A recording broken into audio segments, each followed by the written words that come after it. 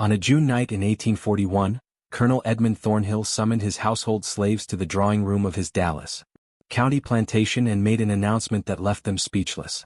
His wife, Virginia, who weighed over 400 lb and could barely leave her chair, would be placed under the care of Silas, a dwarf slave he had purchased 3 months earlier for the specific sum of $400.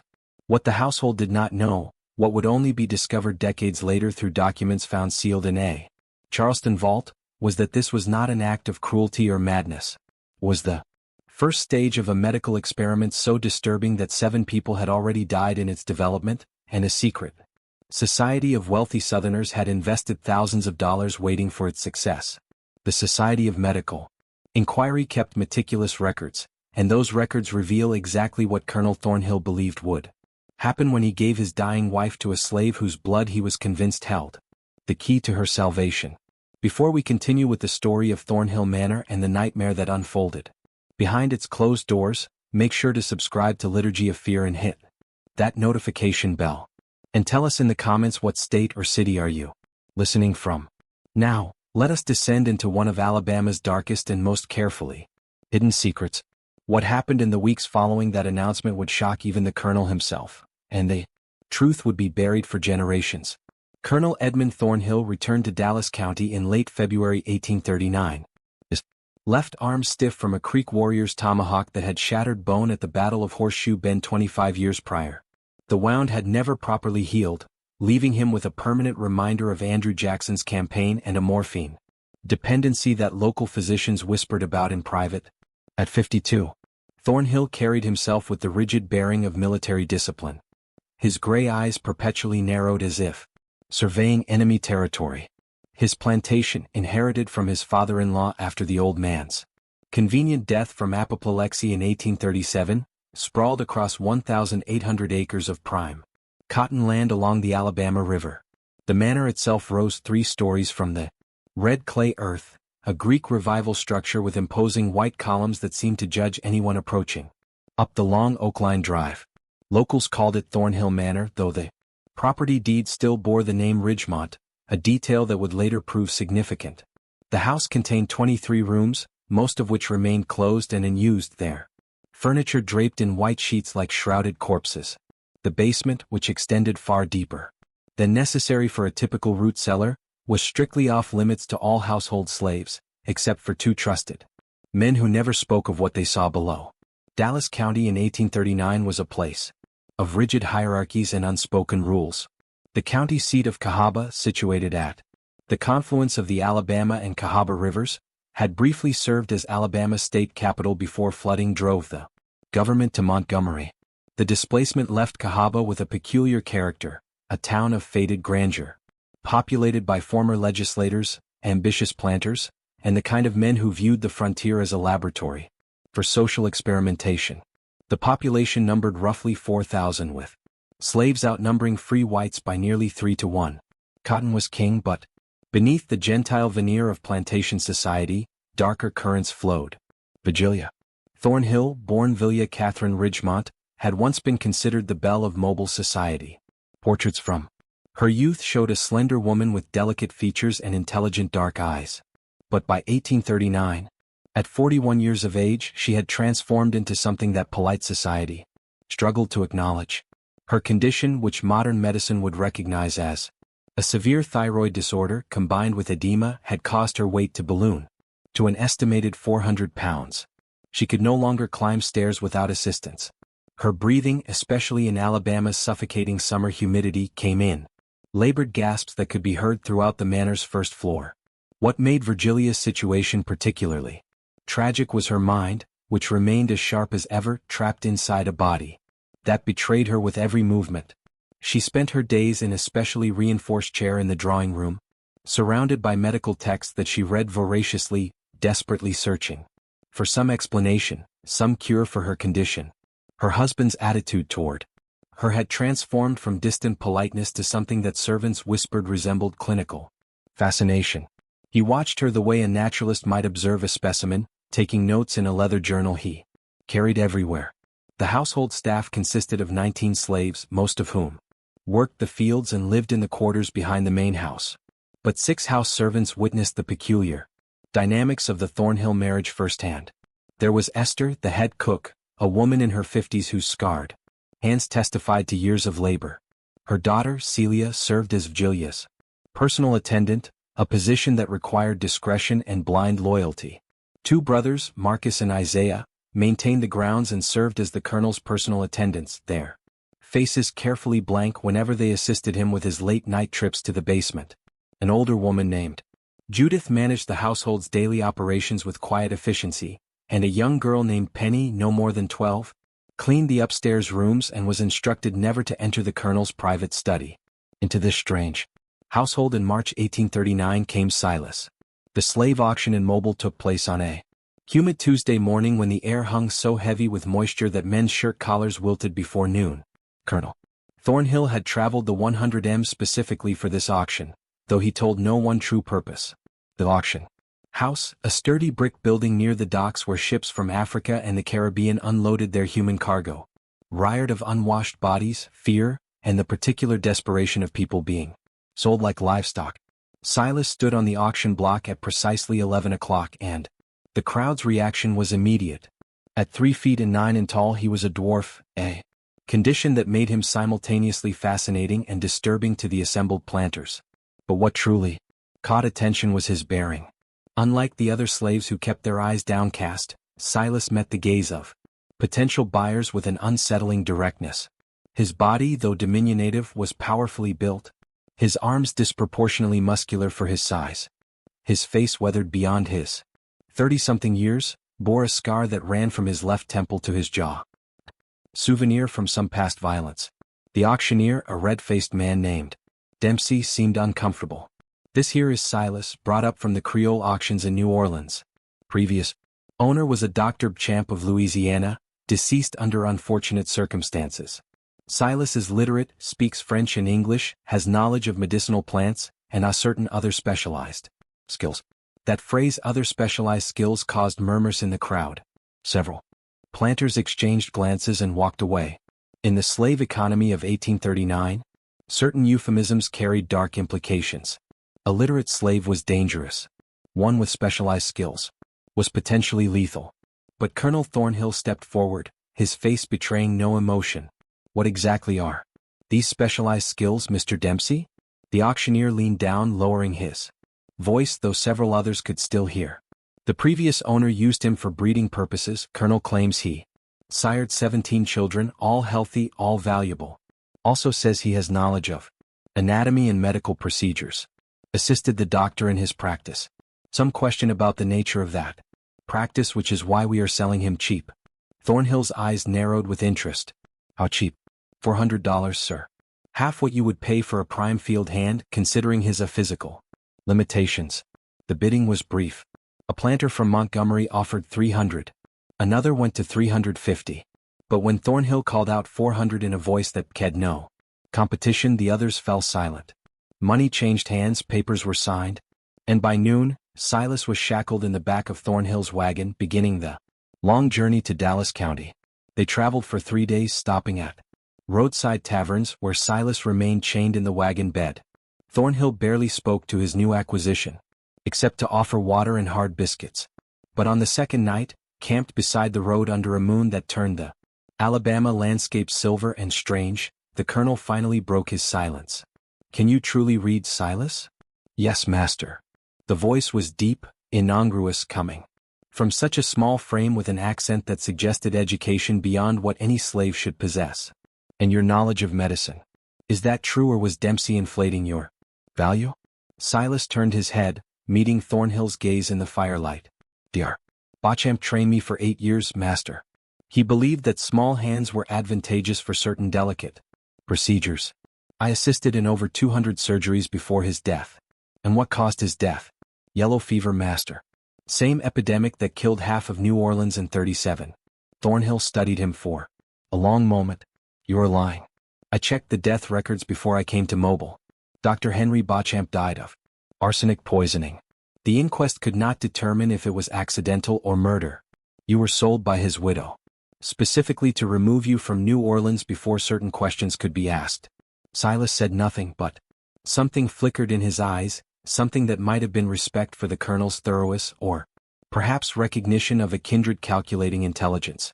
I do not care what happened in New Orleans, Thornhill continued. That is the past. What matters is what you can do for me. I have work that requires discretion, intelligence, and a strong stomach. Do you possess those qualities? What kind of work, master? Medical work. Experimental in nature. You will assist me, and in return you will have a private room in the manor, better food, then field slaves and access to my medical library.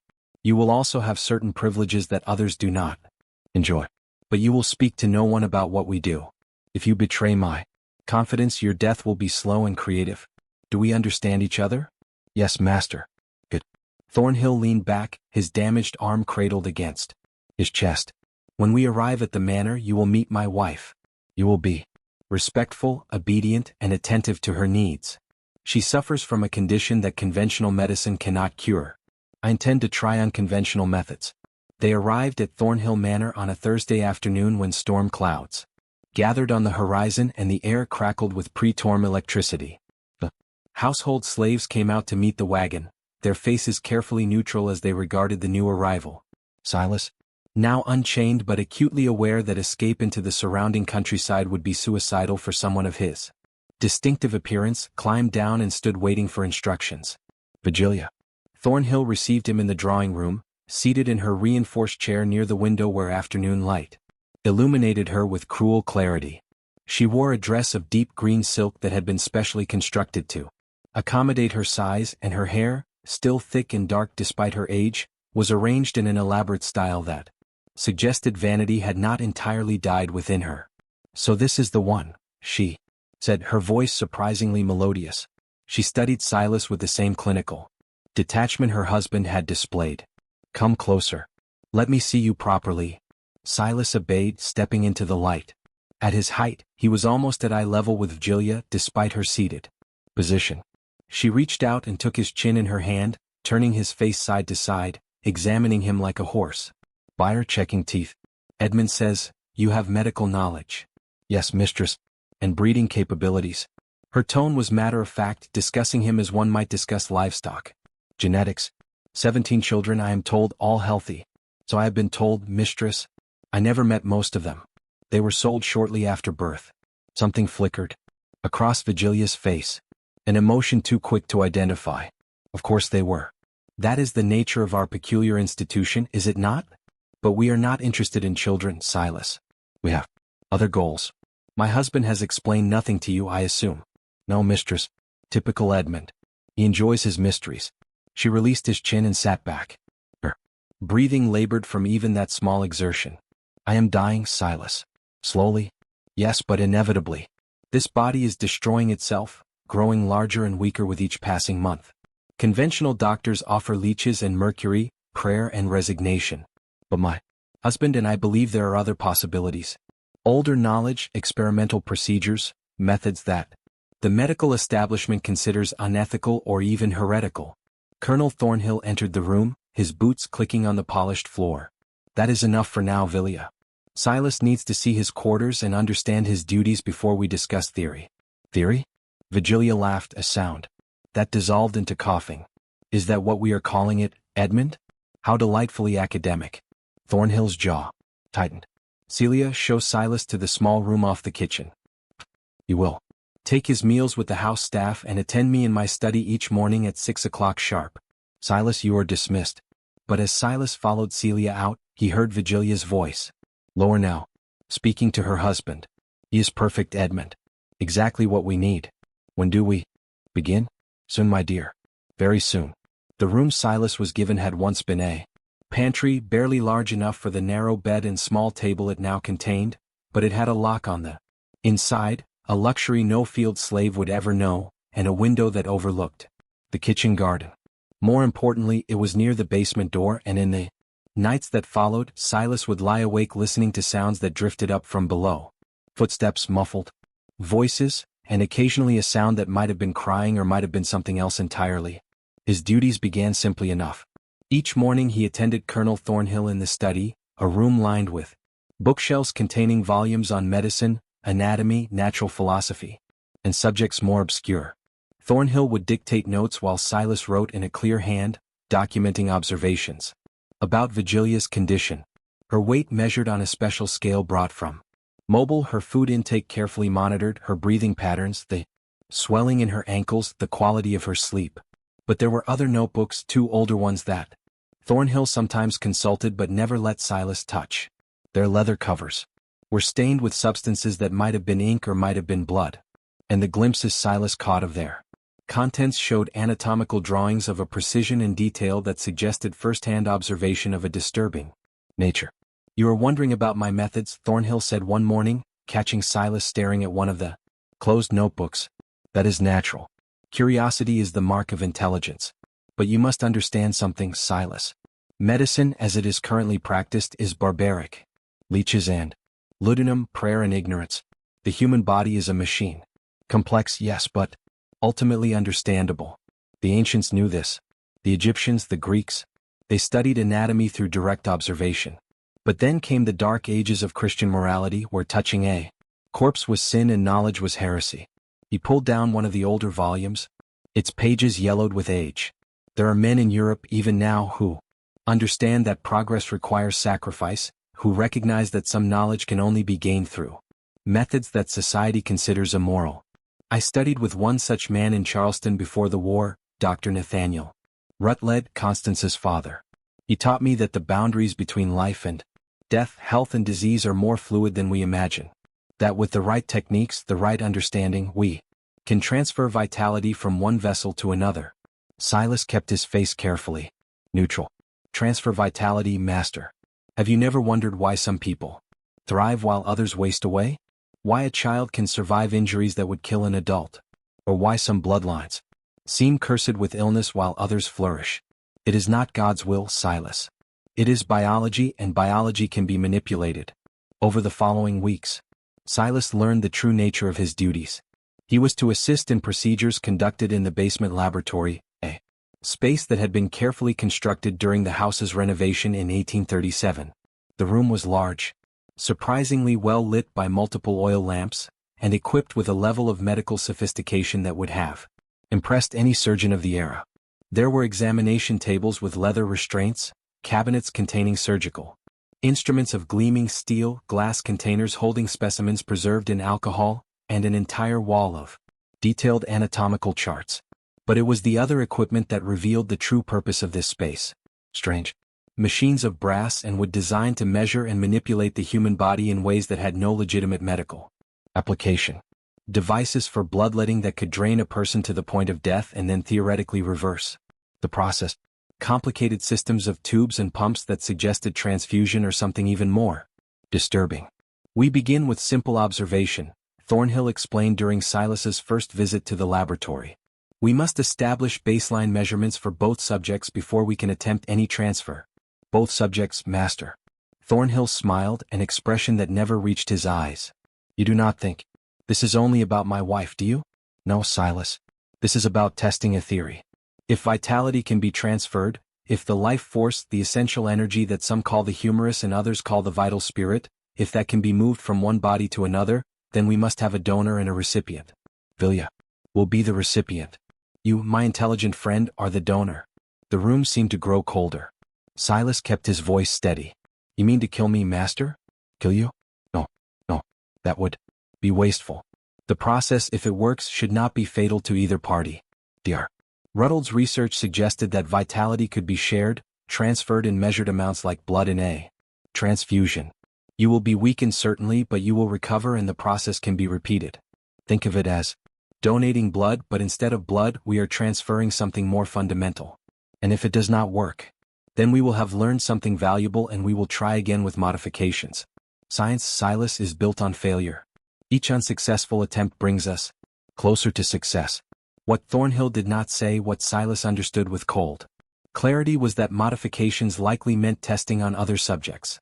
And suddenly the question that had been haunting him since Mobile gained terrible significance. What happened to the 7 other dwarfs who had disappeared from auction records across the Deep South? That night, alone in his small room, Silas made a decision. He would play along, learn everything he could about Thornhill's experiments and the network that supported them, and he would find a way to survive. He had survived Dr. Champ's medical practice in New Orleans. Survived long enough to ensure the man died choking on his own vomit after Silas had carefully docked his evening cognac with the right combination of emetics and toxins. He would survive this too. But as he lay in the darkness, listening to footsteps descending to the basement laboratory, listening to Vigilia's labored breathing as she was helped down the stairs by Celia and Marcus, Silas wondered how many others had lain in similar rooms and similar plantations across the South, making similar plans that never came to fruition. The experiments were about to begin, and with them a descent into horror that would make Dr. Bam's crime seem almost merciful by comparison. 3 weeks after Silas's arrival, a visitor came to Thornhill Manor. Dr. Constance Rutledge arrived in an elegant black carriage on a Wednesday morning when the smell of magnolia blossoms hung thick in the air. At 57, Rutledge was tall and rail-thin, with a beard gone nearly white, and eyes of such pale blue they seemed almost colorless. He carried himself with the authority of a man accustomed to deference, and the household slaves instinctively lowered their gaze when he passed. Silas, observing from the kitchen window as he helped Esther prepare the noon meal, noted the wooden cases that Marcus and Isaiah carefully unloaded from the carriage. The cases were heavy, requiring both men to carry each one, and they bore no markings or labels. They were taken directly to the basement laboratory. "That is the devil himself," Esther whispered, her hands never stopping their work chopping vegetables. "Been coming here since before Miss Vigilia got sick. Some say he is the one made her sick in the first place with his potions and powders." "What? Would he do that?" Silas asked, keeping his tone casual. Esther glanced toward the door, ensuring they were alone for his experiments. "That is what folks say. She was not always big like this. Got sick after the colonel came back from Charleston after he spent those 3 months studying with Dr. Ruddle's father. Came back with ideas, with equipment, with ambitions. Miss Vigilia, she went along with it at first. Thought they could cure anything, make themselves immortal or some such foolishness, but then she started changing, swelling up, getting weaker. Now she cannot even leave that chair most days. And the doctor still comes, still brings his equipment, still goes down to that basement with the colonel. And other men come too in the night when respectable folk are sleeping. I have seen their carriages, fine carriages from Mobile and Montgomery, even from as far as Charleston. They come, they go down to the basement. They leave before dawn. And sometimes Silas, sometimes people disappear. Slaves mostly bought at auction, brought here and then gone. The colonel says he sold them, sent them to other plantations. But Marcus, he has heard things. Sounds coming from below. That ain't the sounds of doctoring." Before Silas could respond, Celia entered the kitchen, her face carefully blank. "Silas, the colonel wants you in the study." Now the study smelled of tobacco and old leather. "Colonel." Thornhill stood by the window, Dr. Rutledge beside him, both men turning as Silas entered. Ruddle's pale eyes fixed on him with an intensity that was almost physical. "So this is the specimen," Rutledge said, circling Silas like a buyer at an auction. "Excellent musculature for his size. The previous owner trained him well. And you say he is literate?" "Genuinely literate, not just trained to recognize a few words." "Test him yourself," Thornhill replied. Rutledge pulled a medical text from the shelf, opened it to a random page and thrust it at Silas. "Read this passage out loud." Silas read a dense paragraph about the treatment of surating wounds, pronouncing even the Latin terminology correctly. Ruddle's eyebrows rose. "Remarkable. And he assisted in surgeries?" "You said, according to his previous owner's records, yes. Over 200 procedures. Even more remarkable. Tell me, Silas, do you understand what we are attempting here?" Silas chose his words carefully. "The master says you believe vitality can be transferred between individuals, doctor, that the life force is not fixed, but can be manipulated through medical intervention." Rutledge smiled, an expression that transformed his severe face into something almost animated. "He understands. Edmund, this is perfect. Not just a donor, but an intelligent observer who can articulate his experience during the process. This could provide invaluable data." "That was my thought," Thornhill agreed. "The procedure causes discomfort or sensation that might indicate efficacy. Silas can describe it in detail. Assuming he remains conscious, the pain might be considerable." Rutledge studied Silas with renewed interest. "How is your pain tolerance, boy? Can you maintain composure under duress?" "I've been a slave for 31 years, doctor. I have learned to endure." "Good. Because what we are about to do has never been successfully completed. There have been attempts, experiments conducted by the Society of Medical Inquiry going back decades. My father was among the founding members, and his research forms the basis for our current approach. But the technique requires precision, timing, and a willingness to push beyond the boundaries that squeamish men call ethics. He walked to Thornhill's desk and unrolled a large anatomical chart covered in handwritten notes and diagrams. Silas, despite himself, moved closer to see. The chart depicted two human figures connected by an elaborate system of tubes and needles. Notes in meticulous handwriting described a process that seemed to combine bloodletting, transfusion, and something more esoteric involving humoral balance and vital essence transfer. The theoretical basis drew from ancient medicine, medieval alchemy, and what seemed to be original research conducted on subjects whose consent was clearly never considered. We begin with bloodletting, Rutledge explained, his finger tracing the diagram, but not the barbaric leeching that common physicians employ. Precise measurement, exact quantities calculated based on body weight and humoral composition. We drain blood from the donor here and here. He pointed to marked locations on the diagram's arms and legs. Simultaneously, we administer a tonic to the recipient, a preparation of my own design containing mercury, belladonna, and certain herbs known to indigenous peoples of the Americas. This tonic opens what I call the vital channels, making the recipient's body receptive to new vitality. Then comes the transfer. Using graduated transfusion, we introduce the donor's blood into the recipient's system. But it is not merely blood we are transferring. The tonic and the ritual timing conducted according to lunar phases and humoral correspondences allow us to transfer something more essential. Call it life force. Call it vital energy. Call it what you will. The ancients understood that some people possess concentrated vitality and that this vitality can be harvested. Silas kept his voice neutral, and the donor survives this process. In theory, yes. Though I will not lie to you, boy. The 7 previous attempts had mixed results. 3 subjects died during the procedure itself. Cardiac failure brought on by excessive blood loss. 2 survived but were left in a severely weakened state, useless for further experimentation. They were disposed of. 1 subject developed a violent fever and died 3 days after the procedure.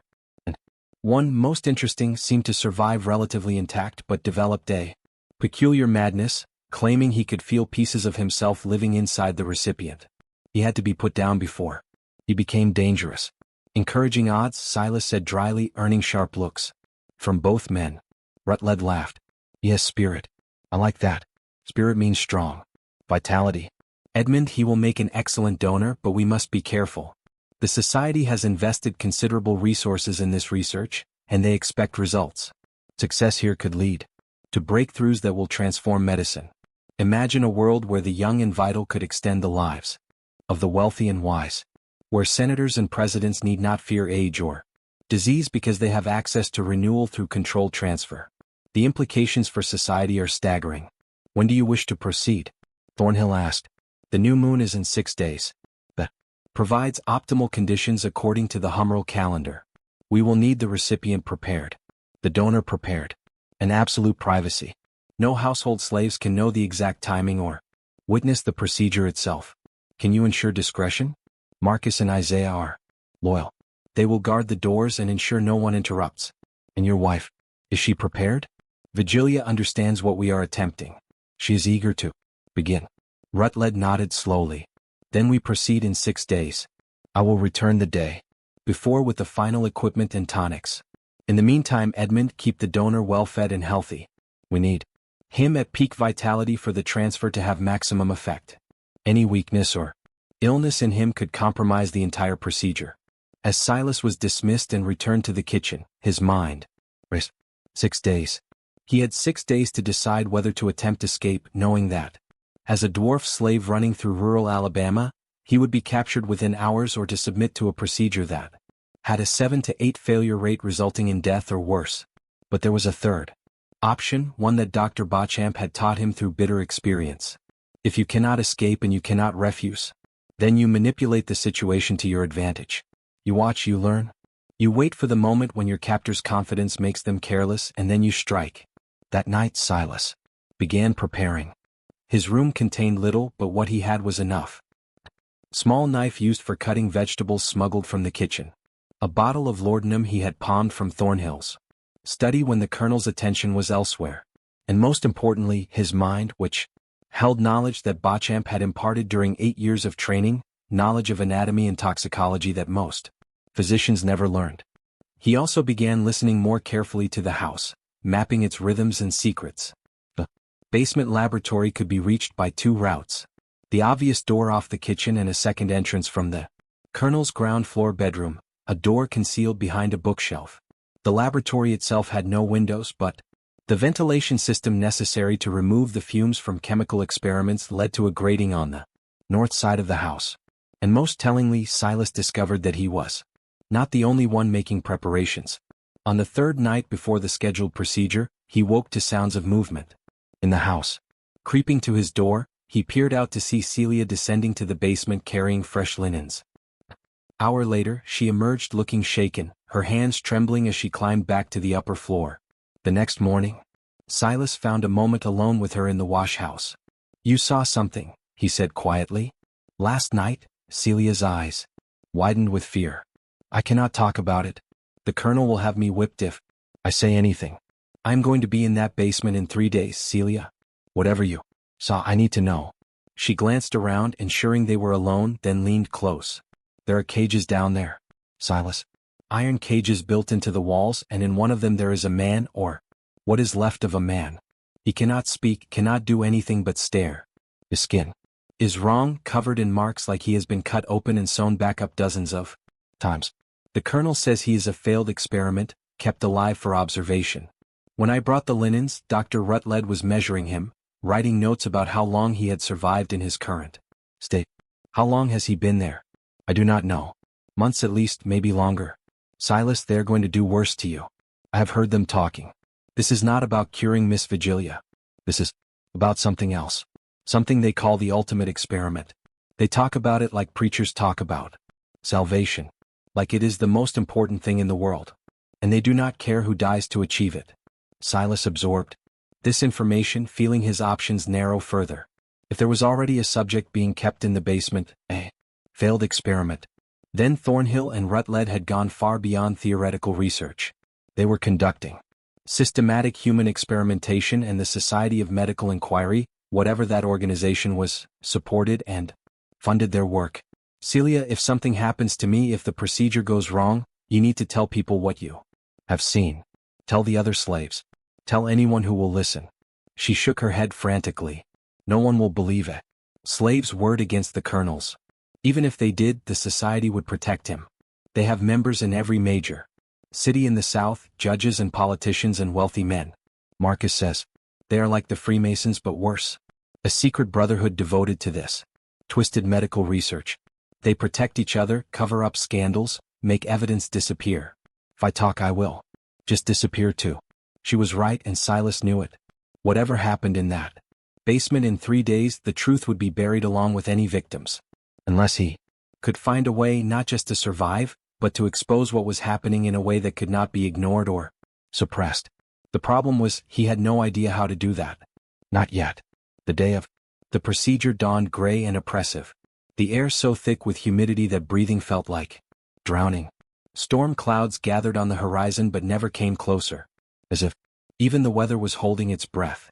Silas was awakened before dawn by Marcus, who silently escorted him to the basement laboratory. The space had been transformed. Additional lamps created a harsh, almost operating theater brightness. The examination tables, 2 of them now, were positioned side by side with barely 3 feet between them. A complex apparatus of brass tubes, glass reservoirs, and rubber hoses connected the tables. The whole contraption looking like some nightmarish musical instrument designed by a madman. Dr. Rutledge was already present, arranging surgical instruments on a cloth-covered tray. He wore a leather apron stained with old blood, and his sleeves were rolled up to reveal forearms crisscrossed with old scars. Colonel Thornhill stood nearby, reviewing handwritten notes in one of his leather-bound journals. "Our donor arrives," Rutledge said without looking up. "Strip to the waist and lie on the table to the left. Marcus, secure him." Silas obeyed, knowing resistance was pointless. The leather Restraints were fastened around his wrists, ankles, and across his chest, tight enough to prevent movement but not so tight as to cut off circulation. Yet, Vigilia was brought down 20 minutes later, supported between Celia and Isaiah. Her breathing labored from the exertion of descending the stairs. She wore a simple white cotton gown, her hair loose around her shoulders, and her face held an expression that Silas could not quite decipher. It was not fear, not exactly. It was anticipation mixed with something darker, a hunger that made her eyes glitter in the lamplight. At last, she whispered as they helped her onto the second table. "Edmund, are you certain this will work?" "As certain as science allows, my dear. Dr. Rutledge has refined the procedure based on previous attempts. Your chances of success are significantly improved." "And his chances?" She glanced at Silas with what might have been pity or might have been the way a diner looks at a meal. "Adequate," Rutledge said dismissively. "We have calculated the blood volume carefully. He should survive, though he will be weakened for some weeks afterward." "Should survive." The casual nature of the assessment made Silas's blood run cold, but he kept his face impassive. He had learned long ago that showing fear only encouraged cruelty. Rutledge began his preparations with methodical precision.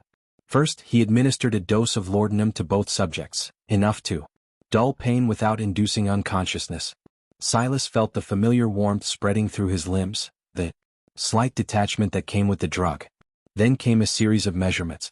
Heart rate, breathing, body temperature taken with a mercury thermometer. "His vitals are excellent," Rutledge announced.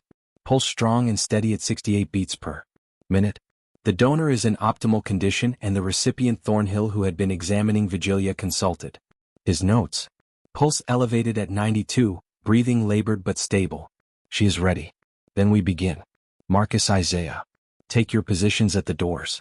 No one enters under any circumstances. If anyone attempts to interrupt, you have permission to use whatever force is necessary." The two slaves nodded and departed, their footsteps echoing on the stairs. Celia was dismissed as well, leaving only the three principals and their unwilling subject in the laboratory's harsh light. Rutledge opened one of the wooden cases he had brought, revealing rows of glass vials containing liquids of various colors. He selected 3 and began mixing them in a graduated beaker, his movements precise and practiced. The resulting liquid was a deep amber color that seemed to glow in the lamplight. "The tonic," he explained, though Silas suspected he was speaking more for his own satisfaction than for any educational purpose. 40 grains of mercury in suspended solution. Extract of belladonna, carefully measured to expand the vital channels without inducing fatal arrhythmia, and a tincture derived from a plant the Cherokee call ghost weed, which opens the boundary between physical and vital forces. He approached Vigilia first, holding the beaker to her lips. "Drink it all, my dear. Quickly now, before the mercury settles." Vigilia drank without hesitation, grimacing at what must have been a bitter taste. Within moments her pupils began to dilate, growing so large that her eyes looked almost black. Her breathing, already labored, became rapid and shallow. "Excellent response," Rutledge noted, checking his pocket watch. "The tonic is taking effect. Now we prepare the donor." He moved to Silas's table, selecting a scalpel from his tray of instruments. "I'm going to make 4 incisions, one in each limb, positioned over major blood vessels. The cuts will be deep enough to allow significant blood flow, but controlled enough to prevent rapid exsanguination. You will feel pain, despite the laudanum. Do you understand?" "Yes." Silas managed his mouth dry. "Good. Try not to thrash. The restraints will hold you, but excessive movement could cause the incisions to tear irregularly, which would complicate the procedure." The first cut in the crook of Silas's left arm felt like a line of fire drawn across his skin. Despite the laudanum, the pain was immediate and intense. He bit down hard, refusing to cry out. The second cut in his right arm was worse because he knew it was coming. Blood flowed freely from both wounds, channeled by metal guides into the glass reservoirs of Rutledge's apparatus. The leg incisions were deeper, targeting the femoral vessels, and even through the Lord's haze, Silas felt consciousness beginning to slip. The laboratory seemed to darken at the edges, sounds becoming muffled and distant. Heart rate dropping, Thornhill reported, his fingers on Silas's wrist. 62, 58, 54. Expected, we will let him drain until we reach 48, then begin the transfusion. Edmund, prepare the recipient. Through dimming vision, Silas watched as Thornhill made similar incisions in Villia's arms, though hers were shallower, designed to receive rather than release. She gasped as the blade cut her skin, but the sound carried a note almost of pleasure. "The tonic is working beautifully," Rutledge murmured, examining Vigilia's dilated pupils and taking her pulse. "Her vital channels are wide open. She will receive the transfer with maximum efficiency." Time became elastic, stretching and contracting unpredictably. Silas felt his blood leaving his body, felt the weakness spreading through his limbs like cold water. The glass reservoirs filled with dark red liquid measured and monitored by Rutledge with obsessive precision. 48 beats per minute, Thornhill announced. "We have reached the threshold. Begin transfusion," Rutledge commanded. The apparatus was adjusted, valves turned, and Silas's blood began flowing through the brass tubes toward Virgilia's table. But it was not a simple transfusion. The blood passed through a series of chambers containing substances Silas could not identify. Treatments that changed its color from dark red to something lighter, almost luminous. The purification process removes the donor's individual essence. Rutledge explained more to himself than anyone else. What remains is pure vitality, untainted by the donor's identity. This allows the recipient to absorb the life force without rejection. Vigilia moaned as the treated blood entered her veins, her back arching against the restraints, her breathing accelerated further, becoming almost hyperventilation. Sweat beaded on her forehead despite the basement's cool temperature. Edmund, her heart rate 112, rising to 120, 128. Perfect. The integration is occurring. Her body recognizes the vitality and draws it in. Continue the flow. We need to transfer at least 3 pints for measurable effect. Silas watched through gray-edged vision as his blood, his life flowed into Villia's body. He tried to speak to protest, but his tongue felt thick and useless. The laboratory spun slowly, and he became aware of a sound he could not immediately identify. It was rhythmic, insistent, familiar. His own heartbeat slowing with each pulse. 40 beats per minute. 35:30. Dr. Thornhill said, his voice carrying a note of alarm. "The donor is approaching critical threshold. Just a bit more. We are so close to the required volume." His lips are turning blue. "Another half pint, Edmund. We need another half pint for the procedure to be complete. He is dying. Then he dies. For the advancement of science. Another 30 seconds. That is all I need." But Thornhill was already moving, his hands fumbling with the apparatus's valves. "No, this is enough. We stop now or we lose him entirely, and then we have no donor for future procedures." Rutledge's face twisted with frustration. But he did not argue. The flow was stopped, the tubes disconnected. Silas felt bandages being wrapped around his limbs, pressure applied to the incisions. Someone, Thornhill, was forcing liquid between his lips, something sweet and thick that might have been honey water or some medicinal preparation. "His heart rate is stabilizing," Thornhill said. 42 beats. 46:50. "He is going to survive. Then we wait." Rutledge said, his attention already shifted entirely to Vigilia. "Now, we observe the recipient and document the effects." Vigilia lay on her table, eyes closed, breathing gradually, slowing from its manic pace. Her skin, which had been pale and waxy for months, showed a hint of color. Her chest rose and fell with a rhythm that seemed less labored than before. "Edmund," she whispered, "I feel something. It is like warmth spreading through my body, like spring water flowing through frozen ground. I feel stronger. I feel alive." Rutledge leaned over her, examining her eyes, taking her pulse, making rapid notes in his journal. "Remarkable. Her pulse is stabilizing at 86, down from 128.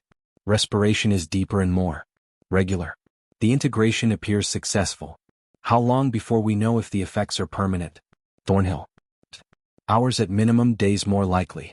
She will need to be observed constantly. Any adverse reactions in the first 24 hours could indicate rejection, which would require immediate intervention. But Edmund, if this works, if she shows sustained improvement, then we will have achieved what no physician in history has accomplished. We will have successfully transferred life force from one human to another." They continued their observations, taking measurements, making notes while Silas lay on his table, barely conscious, blood-soaked bandages wrapped around his limbs. No one bothered to check on him further once his heart rate stabilized. He was the donor, the source, and now that he had served his purpose, he was simply maintenance to be kept alive for potential future use. Through the fog of weakness and lingering laudanum, Silas listened to them celebrate their success. He listened to Virgilia describe the sensations flowing through her body, the feeling of renewed vitality, the hope that she might actually recover. He listened to Thornhill and Rutledge plan future procedures, discussing optimal intervals between sessions, calculating how much blood could be safely taken without permanently damaging the donor. And he began to understand something that should have been obvious from the beginning. This was never about curing Virgilia. This was about testing a methodology that could be sold to the wealthy and powerful. Imagine a plantation owner drawing vitality from his youngest, healthiest slaves to extend his own life. Imagine senators and industrialists maintaining youth and vigor by harvesting life force from carefully selected donors. The implications, as Rutledge had said, were staggering and monstrous. Hours passed. Eventually Marcus and Isaiah returned to carry Silas back to his room, dumping him on the narrow bed with minimal care.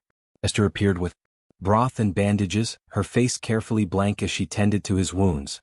"Drink this," she commanded, holding a cup to his lips. "You have lost too much blood. You need to drink as much as you can. Build your strength back." The man in the cage, Silas whispered, his voice barely audible. "How long has he been there?" Esther's hands stilled momentarily. 9 months near as I can tell. He was not always like that. When they first brought him down he could still talk, still beg. Now he just stares. They keep him alive with tubes and force feeding. Keep him breathing so they can study what their experiments did to him. What did they do? Things I got no words for. Things that ain't right, that ain't natural, that God never meant for one person to do to another. And it ain't just him. There have been others. 7 others before you came. All bought at auction. All disappeared after the colonel and that devil doctor did their work. Where are they now? Esther's eyes filled with tears. She refused to let fall. Buried in the woods past the north field. Marcus knows where. He is the one they make dig the graves. He is the one who has to live with what he has seen, with what he has been forced to help with. It is killing him inside Silas. It is killing all of us. Watching this evil and being powerless to stop it. Silas closed his eyes, feeling the weakness in his body, the ache in his limbs where the incisions throbbed despite the bandages. He had survived the procedure, but 7 others had not. 7 people whose names would never be recorded in any history, whose deaths would never be investigated, whose graves would never be marked unless someone stopped it. The thought was barely formed before exhaustion claimed him, dragging him down into darkness, where he dreamed of the caged man's empty eyes and the sound of shovels breaking earth. 3 days passed in a blur of weakness and fever. Silas drifted in and out of consciousness, aware of Esther's hands changing his bandages, of bitter medicine forced between his lips, of voices discussing his condition as if he were not present. The incisions in his limbs grew inflamed, showing signs of infection despite Esther's careful tending.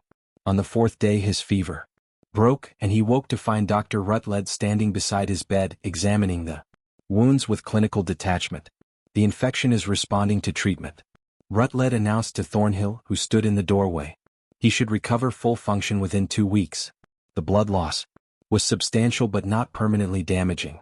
He will be suitable for a second procedure within 6 weeks." "And Virgilia?" Thornhill asked, showing remarkable improvement.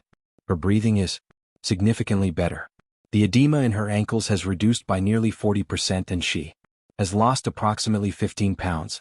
She was able to climb the stairs to the 2nd floor yesterday, something she has not managed in over a year. Then the procedure was a complete success. Preliminary success, Edmund. We need additional transfers to determine optimal frequency. But yes, the fundamental theory has been proven.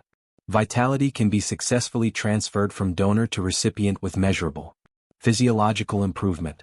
They left and Silas understood with cold clarity what he had become. Not a slave but livestock, a renewable resource to be harvested until his body gave out. The door opened again and Celia slipped in carrying soup. She glanced over her shoulder before speaking, her voice barely above a whisper. "Silas, you need to get your strength back. You need to be able to move when the time comes." "What time?" "The time when we run. Marcus and I have been planning it for months. We were waiting for the right moment. This is it. They will hunt us down. Within hours. We are not running south. We are running north. And we have help. People who help slaves escape. They have roots, safe houses. Marcus has been in contact with them for months through a blacksmith in Cahaba. The Underground Railroad, Silas said. Understanding. Yes, but we need something from you. We need proof of what happened here. What the Colonel and Dr. Rutledge are doing. If we can prove it, document it, bring evidence north, it could expose these monsters to the world. They will never let us take evidence. Thornhill's journals are locked in his study. But you know what they did? You can describe it, testify to it. And if we can get even one of those journals, one piece of physical evidence, it would corroborate your testimony. Your suffering would mean something, Silas. It would help others. It was compelling, and it appealed to something deeper than survival. The idea that his experience could be weaponized against the institution that had caused such suffering was almost intoxicating. When? He asked. Soon, maybe 2 weeks, they are planning something, a gathering. Here at the manor. Dr. Rutledge mentioned other members of the society would be attending to witness a demonstration. When they are distracted with their guests, when security is focused on the demonstration, that is when we go. What kind of demonstration? Celia's face went pale. Marcus heard them talking. They are bringing another slave, another dwarf, bought at an auction in Montgomery. They are going to perform the procedure again, but this time in front of an audience. They plan to use you and this new slave together. A dual transfer, taking from 2 donors simultaneously. The room seemed to tilt. 2 donors meant twice as much blood loss, twice the trauma, twice the risk. And if the first procedure had brought him to the edge of death, a second one would almost certainly kill him. 2 weeks, he said, I will be ready. But Celia, if we are going to risk everything, we need more than testimony.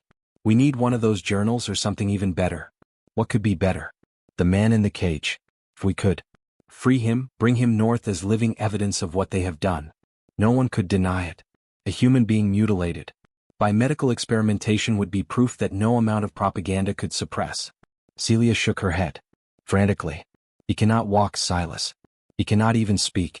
I do not know how yet. But we have 2 weeks to figure it out. Because you are right. What is happening here is evil.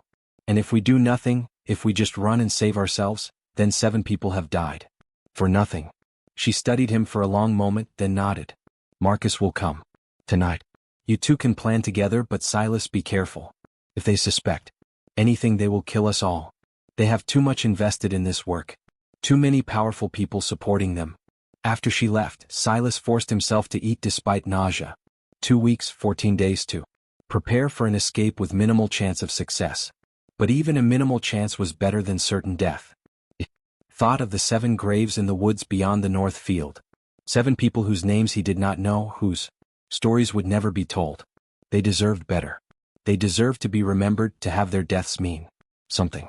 And Silas was going to make sure they did or die trying. 12 days later, Thornhill Manor buzzed with preparation. The Society of Medical Inquiry was sending 7 representatives from across the South. Planters, physicians, and natural philosophers, all wealthy enough to pursue experiments that conventional medicine would condemn and powerful enough to ensure their activities remained hidden. The second slave had arrived 3 days prior. His name, according to the bill of sales Silas glimpsed, was Abel, 26 years old, 40. Tall, described as docile and healthy. He was kept isolated on the 3rd floor, fed well and monitored constantly. Silas caught a glimpse of him once. The young man with a broad face and frightened eyes who looked up at footsteps with an expression that broke Silas's heart. He knew what was coming. On Thursday evening, 2 days before the gathering, Silas found an opportunity he had been waiting for. Thornhill sent him to the study to retrieve a medical text, and for the first time in weeks, the room was unoccupied. Silas moved quickly to the shelves containing the journals. There were dozens of them, leather-bound volumes arranged chronologically. He selected one from 1837, 2 years before his arrival, and flipped through it quickly. The contents made his stomach turn. Page after page of clinical descriptions of procedures performed on slaves whose names were noted only as numbers. Subject 7, Subject 12, Subject 23. Detailed drawings showed incisions, measurements of blood loss, observations of subjects' conditions as they weakened and died. Thornhill had been conducting these experiments for at least 5 years, and the procedures were not all blood transfers. Some involved organ removal, others tested the limits of human pain tolerance. Still others Explored what happened when various toxins were administered in increasing doses. It was systematic torture, masquerading as medical research happening at Thornhill Manor for years while Dallas County society remained ignorant or deliberately blind. Silas slipped the journal inside his shirt. Was reckless, but he needed to review it properly. Needed to identify the procedures that would be most damning if exposed. He would return it before Thornhill noticed its absence. Back in his room by candlelight, Silas spent hours reading. The entries were methodical, clinical, devoid of any recognition that the subjects were human beings. Thornhill wrote about them the way a farmer might write about livestock. Subject 14 demonstrated remarkable pain tolerance, surviving 68 hours of continuous observation following bilateral renal removal. Subject 19 showed unexpected resistance to mercury poisoning, requiring 3 times the anticipated lethal dose. On and on it went, a catalog of cruelty. But it was also evidence, undeniable proof written in Thornhill's own hand of crimes that would shock even hardened supporters of slavery. Because while Southern law allowed slaveholders tremendous latitude in disciplining their property, even the most pro-slavery judges recognized limits. What Thornhill documented went far beyond discipline.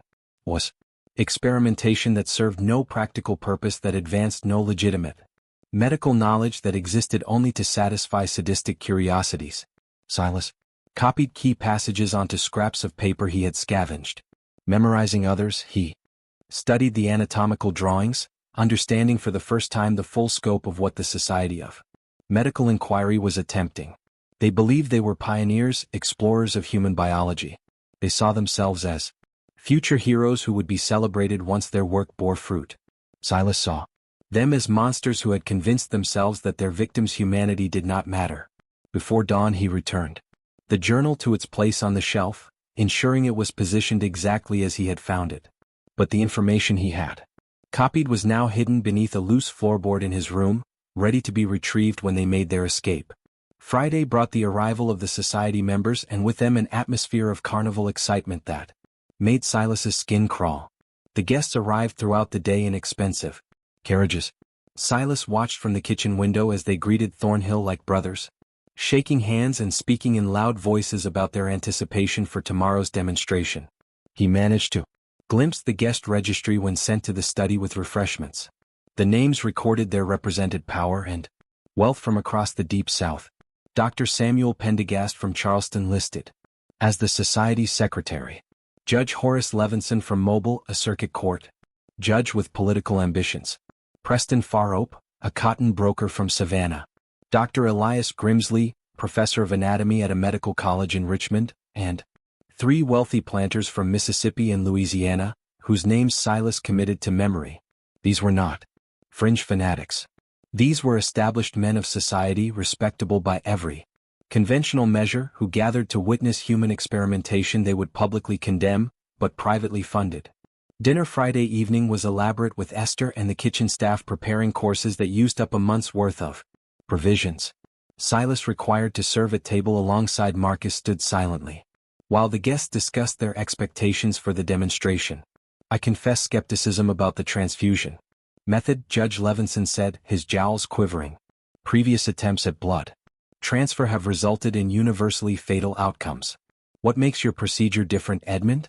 The purification process, Thornhill replied, gesturing with his wine glass. Dr. Rutledge has developed a method of treating the donor blood to remove individual humoral characteristics while preserving vital essence. The recipient's body accepts it as raw vitality rather than foreign material, and you can demonstrate measurable improvement in the recipient. This from Dr. Grimsley, whose cold eyes suggested he had seen plenty of failed experiments himself. My wife stands as proof. 3 months ago she could not rise from her chair. Tonight she joined us at table and managed the stairs without assistance. Her weight has decreased by 40 pounds. Her breathing has normalized and her general vigor has returned. All from a single transfer procedure. Vigilia, seated at the far end of the table, smiled radiantly. She did indeed look transformed from the woman Silas had first seen. Color had returned to her cheeks. Her movements were less labored, and her eyes held a brightness that had been absent before. Remarkable, Preston Fairhope murmured. And tomorrow's demonstration will involve dual donors. Precisely. Our theory suggests that simultaneous transfer from two sources will produce even more dramatic results. We will be taking blood from both donors and carefully measured quantities, processing it through the purification apparatus and introducing it to the recipient in controlled stages. The entire procedure should take approximately 3 hours and the donors survive this. Judge Levinson asked, we anticipate at least one will survive with adequate recovery time. The other may experience complications, but that is an acceptable research outcome. We have additional subjects available should replacements be necessary. The casual discussion of human lives as expendable research materials made Silas's hands shake as he poured wine. Marcus standing beside him remained perfectly still, but Silas could feel the tension radiating from him. After dinner, as the guests retired to the drawing room for cigars and brandy, Marcus and Silas found a moment alone in the kitchen. Tomorrow night, Marcus whispered during the demonstration. That is when we go. Abel, Silas said, we cannot leave him. Silas, we cannot save everyone. If we try to free him during the procedure, we will be discovered immediately. Then we do not free him during the procedure. We free him after when they are distracted. By whatever results. The chaos will be our cover. Marcus closed his eyes. You are asking us to risk everything for a man who might already be too damaged to survive the journey. I am asking us to be better than them, to remember that every life matters even when the law says it does not. A long silence stretched between them. Finally, Marcus nodded. Celia has the travel supplies hidden in the smokehouse. The wagon will be waiting 2 miles north on the river road. At midnight. We have a 4-hour window before they realize we are gone and start searching. It is not much, but it is all we have. Just when we thought we had seen it all, the horror in Thornhill Manor intensifies. This story is giving you chills. Share this video with a friend who loves dark mysteries. Hit that like button to support our content and do not forget to subscribe to never miss stories like this. Let us discover together what happens next.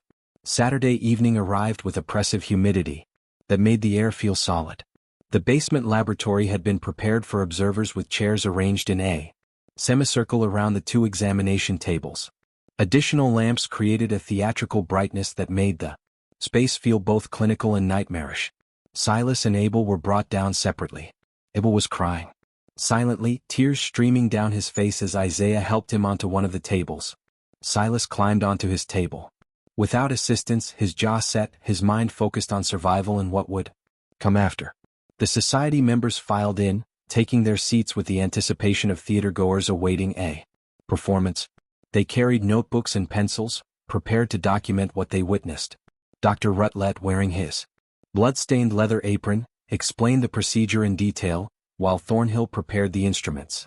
Gentlemen, what you're about to witness represents the culmination of decades of research into the nature of human vitality.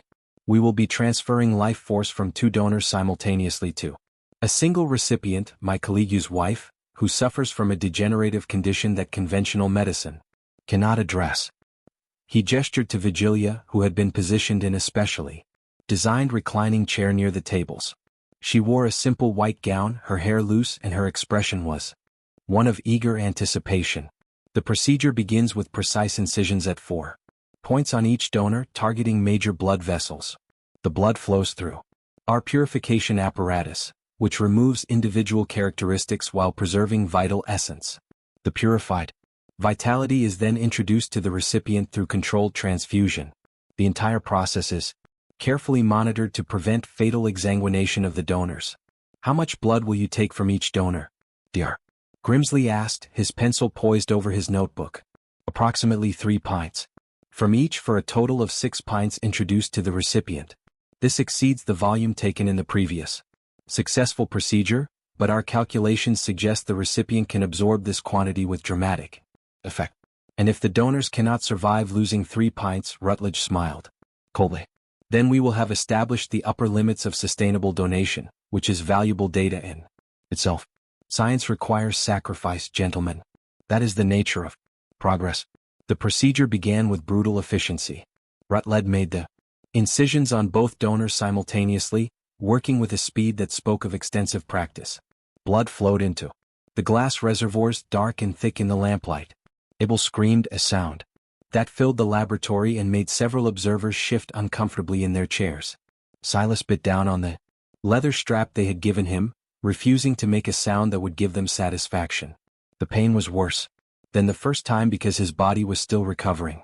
Each heartbeat sent agony through his limbs, and the laboratory began to darken at the edges of his vision.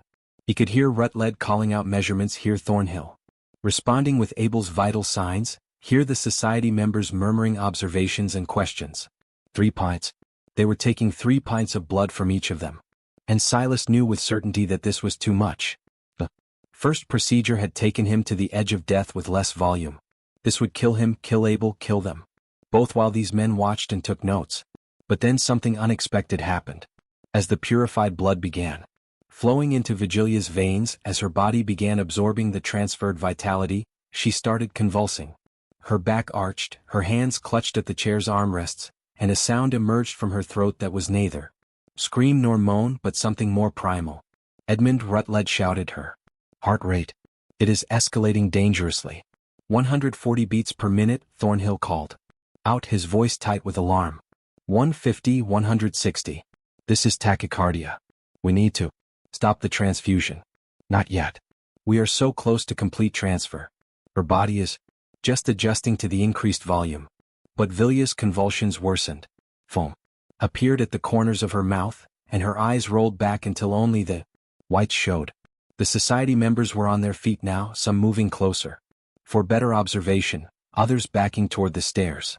Stop the procedure, Thornhill commanded, abandoning Abel's table to rush to his wife's side. She is dying, Constance. Stop it now. Rutledge finally turned the valves, halting the flow. But the damage was done. Vigilia's body went rigid, every muscle locked in spasm, and then suddenly went limp. The silence that followed was absolute except for Abel's whimpering and the sound of blood still dripping into the reservoirs. Thornhill pressed his fingers to his wife's throat, searching for a pulse. His face went white. No, this cannot be happening.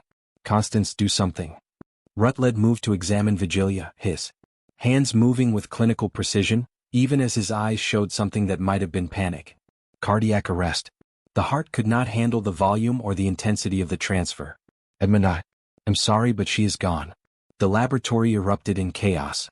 Society members shouted questions, some demanding answers, others already moving toward the stairs, clearly wanting to distance themselves from the failed experiment. Thornhill stood frozen beside his wife's body, his hands shaking, his face a mask of disbelief. In the confusion, no one noticed Marcus and Isaiah moving toward the examination tables. No one saw them quickly bandaging Silas's and Abel's wounds with strips of cloth.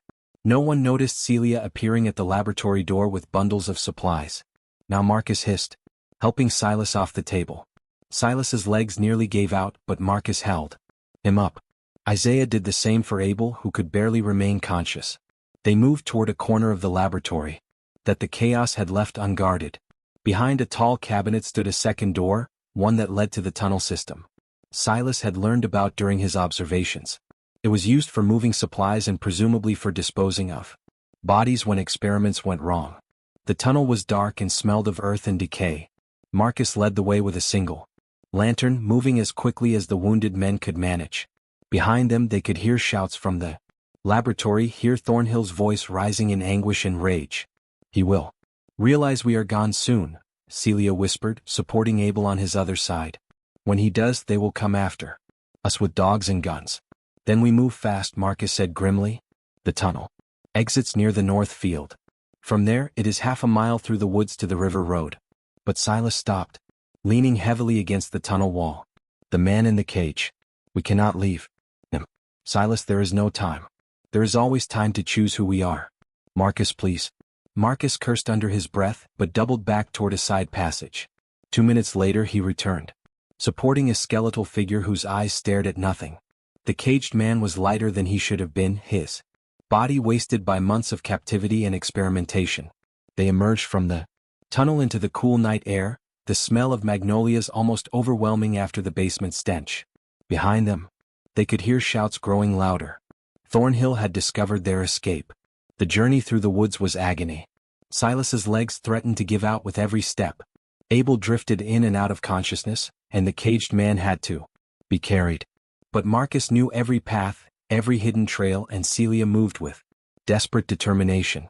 They reached the river road just as bells began ringing at the manor, the alarm being raised.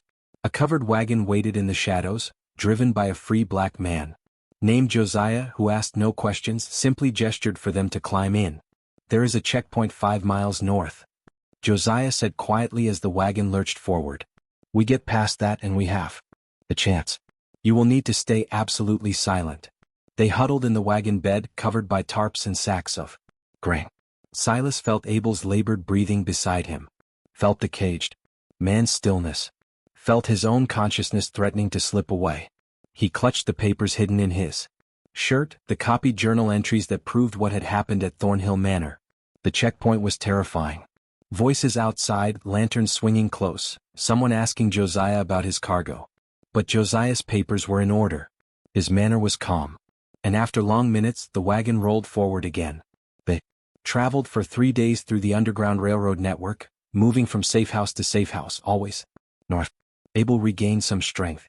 The caged man never spoke, but his eyes began to focus to show some awareness of his surroundings.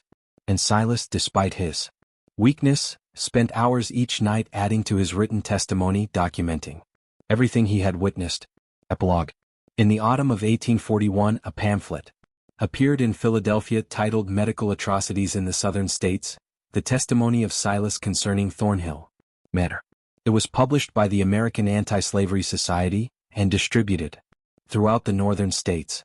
The pamphlet contained detailed testimony, copied journal entries, and affidavit from 3 escaped slaves describing systematic human experimentation conducted by the Society of Medical Inquiry. The Southern press immediately denounced it as abolitionist propaganda, claiming the testimony was fabricated. But the level of medical detail, the specificity of the names and procedures, and most damning of all, the presence of a living victim, a man whose body bore the scars of the experiments described, made the testimony impossible to completely dismiss. Several northern newspapers sent investigators to Dallas County. They found Thornhill Manor abandoned, the colonel having fled to parts unknown following his wife's death. The basement laboratory had been hastily cleared, but traces remained. More significantly, they found the graves in the woods beyond the north field. 7 unmarked graves containing human remains that showed signs of surgical intervention. The scandal was never fully acknowledged in the South, but the Society of Medical Inquiry quietly dissolved. Several prominent members resigned from public positions. Judge Levinson withdrew from his political race.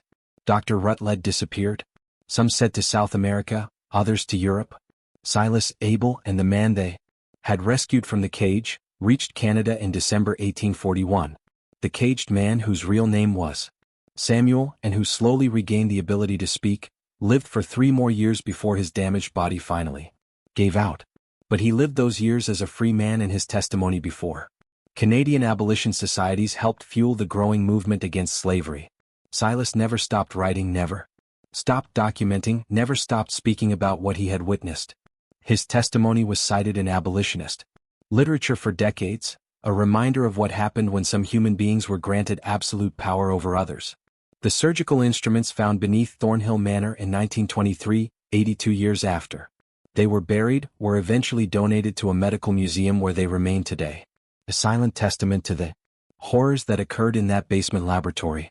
The journals that Silas copied from were never recovered, presumably destroyed by Thornhill before his flight.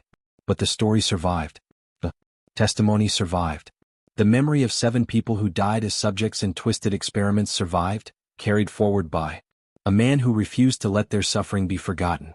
This mystery shows us that the greatest horrors are not supernatural, but the ones humans inflict upon each other when they convince themselves that some lives matter less than others.